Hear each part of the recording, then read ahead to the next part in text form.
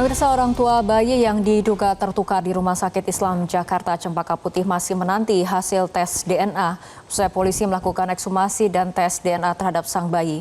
Orang tua bayi berharap kasus ini bisa diusut dengan tuntas.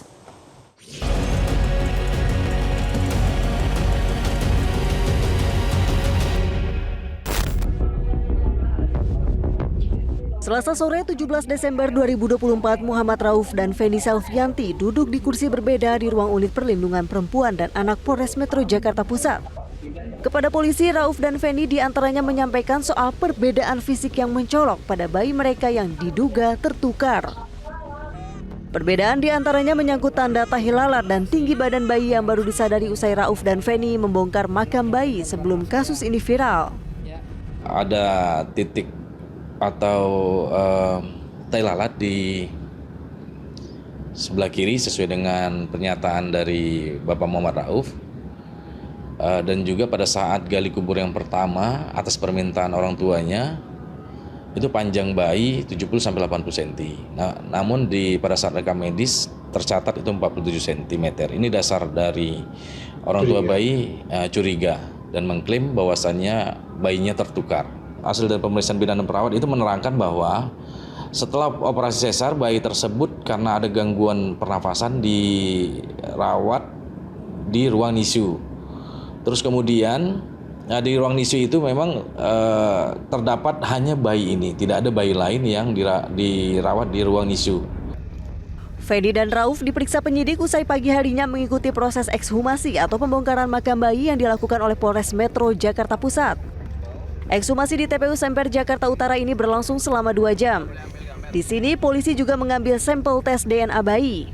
Dari Rumah Sakit Islam Cempaka Putih akan memfasilitasi proses pemeriksaan DNA untuk menguak kebenaran. Sebelumnya pihak rumah sakit menawarkan untuk tes DNA dan menyerahkan pada Feni dan Rauf untuk memilih sendiri laboratorium tempat tes DNA. Namun sebelum keduanya menentukan pilihan, polisi melakukan tes DNA yang hasilnya keluar sekitar 2 pekan pasca ekshumasi. Ada perbedaan panjang dan sebagainya, tentunya itu kan secara fisik yang dilihat. Nah, hari ini kami ingin memastikan secara DNA apakah memang anak tersebut adalah orang tuanya adalah benar.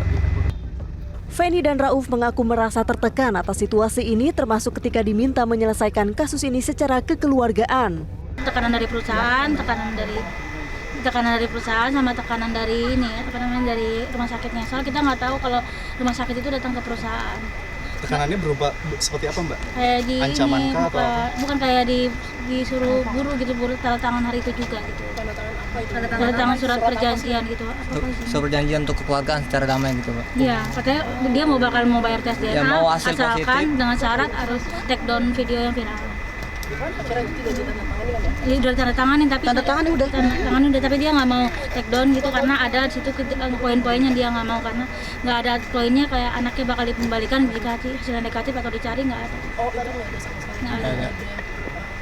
Janji lah untuk membantu cari anaknya itu. Nggak ada, cuman apabila apapun hasil nanti tes DNA-nya, entah itu positif negatif, mereka akan menyelesaikan secara kekeluargaan, itu aja titik. Tim Liputan Metro TV.